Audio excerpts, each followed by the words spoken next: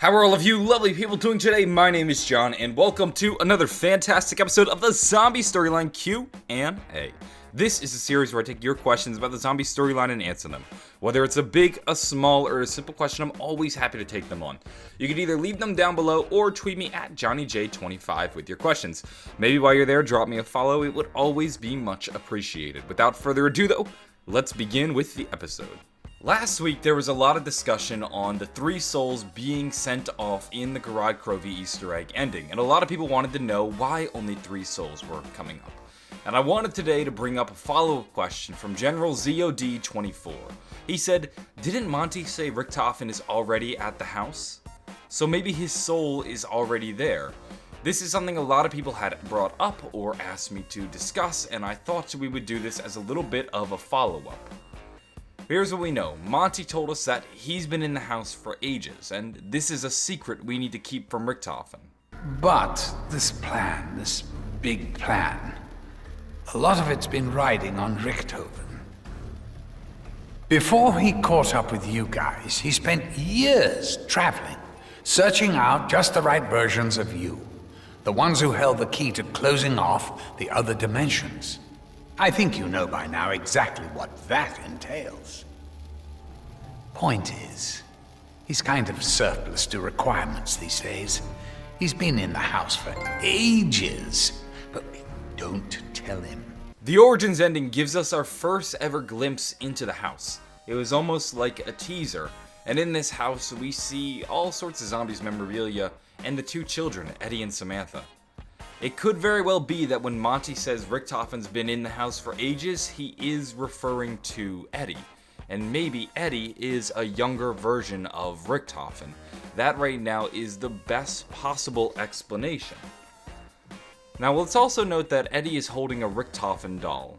It doesn't serve really any relevance or importance right now, but maybe that's just something interesting you might want to think about. There's also a lot of secrets floating around. Monty says this is a secret, and Richtofen must never know that Eddie is in the house. And Maxis also talks about withholding secrets from Richtofen. In one of his Zetsuba no Shima radios, he says, Richtofen, there's something I need to tell you. And is he referring to Eddie being in the house? Could that be the case? We also know Richtofen knows a secret that he's not supposed to know. In his campfire reflection, he says, they think I do not know, but I do know. And he mentions that the blood vials will protect him. Now, could the blood vials play into the secret too? It's really difficult to say. The nature of this house is impossible to pin down right now. Jason Blundell has yet to really flesh out or give us an explanation in regards to this home.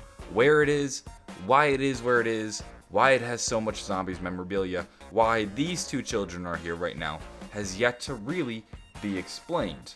One of the leading theories right now, though, is that when you send off souls to wherever Dr. Maxis is, they go into the house, and maybe there is a projected form of them as a younger child. So you could say that maybe Richtofen's soul was already in the house, and that's why he is there as a younger child.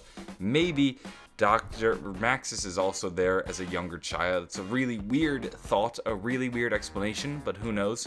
And maybe when we send off Tank Takio and Nikolai, they will also be there as younger children. It's a weird thought, but that could be the case, and we start to play into this idea of souls, and maybe we don't need Richtofen's soul. Richtofen doesn't appear to collect his soul, and we don't see Richtofen's soul go off after the Gorod Krovi Easter egg, so maybe not. Maybe we don't actually need his soul because he's already there in the house. And for all we know, Maxis' original orders could have been to collect the 3 souls, or maybe Monty's original order was to have Richtofen get Tank Takio and Nikolai's soul, never his own because it was never necessary. He was already in the house, and as I've talked about previously, there could have been a number of reasons why Richtofen killed himself and then pretended to get his soul that still leave this explanation valid, that we only need 3 souls. I neglected to mention this in my video explaining why the 3 souls went up and not Richtofen's, and I thought I would bring this up because it's an important theory, it's one of the leading theories, and I made the mistake of not bringing it up. In addition to that, it also clarifies what Dr. Monty may have said when he mentioned Richtofen was already in the house. It could very well be that Richtofen is already in the house because Eddie is there. Moving on, we now have a question from Alawi Dengosti, who asks, how did Nikolai 1.0 get his mech? This is something that never really was fully explained in Gorod Krovi. We just kind of landed in the map and Nikolai was there inside the mech robot. But we can start to find some clues around the map and piece together an idea of how or why Nikolai got into the mech suit. When you're playing Gorod Krovi, you'll find in the Dragon's Center a letter written by Dr. Harvey Yena. It reads, General Lemkul, the Dragons continue to bring success in the Eastern Front. Russian resistance is fierce, but we are maintaining a stronghold in Stalingrad. There are rumors of a new push to retake the city, but I'm confident it will be stopped. We also have this radio from Sofia in Gorod Krovi. Directive log 240.2. The German Dragon units have proven devastating to the Russian ground forces. The enemy have nonetheless found a weakness to exploit. A prototype weapon known as the Assalon Lance uses 115 charged rounds to weaken and penetrate their hide. The Russians have been quick to retrofit this new weapon onto their surviving mech units. Here's the way I see it. The Germans are taking control of Stalingrad, but it's a bloody and fierce battle. The city is crumbling and is essentially in ruins, as you might have noticed. Nikolai's lost everything. He's lost his wife, and now his city is falling before him. Should he lose this city, he has lost everything. It could very well be that Nikolai is part of this Russian resurgence to take back the city. That might be why it was mentioned. There'd be no other reason to really mention the Russians pushing to retake the city unless it was relevant in the map, and this may have been Treyarch's way of explaining why Nikolai is a part of it. Nikolai is joining this last-ditch effort to take back the city. They realize that with their mechs retrofitted with these new harpoons that have 115, they can skewer the winged beasts and reclaim Stalingrad, and Nikolai is one of the last few remaining soldiers in the battle. We know the mechs can be affected by the dragons. The dragon picked up Nikolai's mech and threw it across the map, so maybe this is a losing fight. Maybe they weren't quite able to take back their city as the letters suggest, and Nikolai is the last man standing in this fight.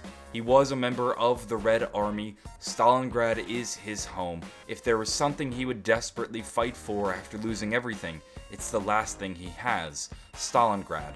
And this may be how Nikolai got his mech.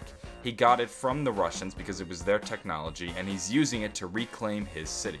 Today's episode is going to end with a question from Glarf, who asks, how were the Russian Manglers made, and what are they? The Germans are leading the wartime technology game. They've created the giant robots, the Panzer Soldats, the wonder weapons, and what this did was force the rest of the world to play catch-up. They started spying on the Germans and stealing their secrets. We know this because of a Zetsuba no Shima cipher that when solved reads, Comrade, I hope these schematics reach you in time so that our scientists can make use of them, for I know the Western Front is on the brink of collapse. These schematics I've stolen from Group 935 will enable us to construct our own wonder weapons, which will help us turn the tide of the war and give us victory over the German pigs. I fear, however, I will not live to see this. V. We don't know exactly who the author of this cipher is. We assume he's Russian because he uses the word comrade and he discusses the Western Front. It's also signed V, which could be a reference to Viktor Reznov, who we know was at Gorod Krovi. So here we have a Russian stealing the secrets of Group 935. And when we play Gorod Krovi, we see the Russian Mangler, and it appears to be a response to the Germans having the Panzer Soldats, which we saw in Origins and Der Eisendrache. So while he says that they can build their own wonder weapons, they can build more than just wonder weapons. They can build all sorts of things. they can build their own panzer soldats, which would be the Russian Manglers, which they've created that beam of energy gun which is on the hand of the Mangler, as well as the sickle which is on the other hand. They've taken their soldiers and they've created these suits of armor based on the Group 935 technology, and then they've let them run wild on the battlefield. And we've seen this done before. The Russians did this to the giant robots. Look at some of the robots in Gorod Krovi, and they'll have Russian imagery on them, which lets us know that the Russians actually stole the designs of the Germans and then implemented them into their own arsenal. All this does now is leave us with the question of why the Russian Mangler is this zombified beast, and there might actually be a clue in one of the radios found in Gorod Krovi. Directive Log 203.1. Now that the 115 contamination of the Red Army is complete, the Valkyrie drones have been programmed to probe the ruins of the city. The radio mentions that the German army has actually contaminated the Russian army with Element 115. Now, Element 115, of course, has the potential to reanimate dead bodies, so here's what I suspect. During the Battle of Stalingrad, the Russians implemented a lot of new technology which they stole from the Germans. This allowed them to create the Russian Manglers, which was their response to the Panzer Soldats. Now, the Russians were contaminated with Element 115, and because they were contaminated, when they were killed off in battle, whether it be by bullet or by dragon, they were then reanimated. And sometimes Element 115 does have the ability to mess with your physical proportions, and maybe when the Element 115 reanimated the dead Russian Manglers, they became much larger and these zombified beasts, which we now have to battle in Gorod Krovi. That is how I suspect that the Russian Manglers, these zombified giant robot beasts which we have to battle, were made. That's going to wrap things up for this episode of the Zombie Storyline Q&A.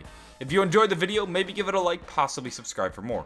I'm always making new episodes, and if you enjoyed this one, I'm sure you'll enjoy the next one. I'm gonna go though, have a fantastic day, and bye.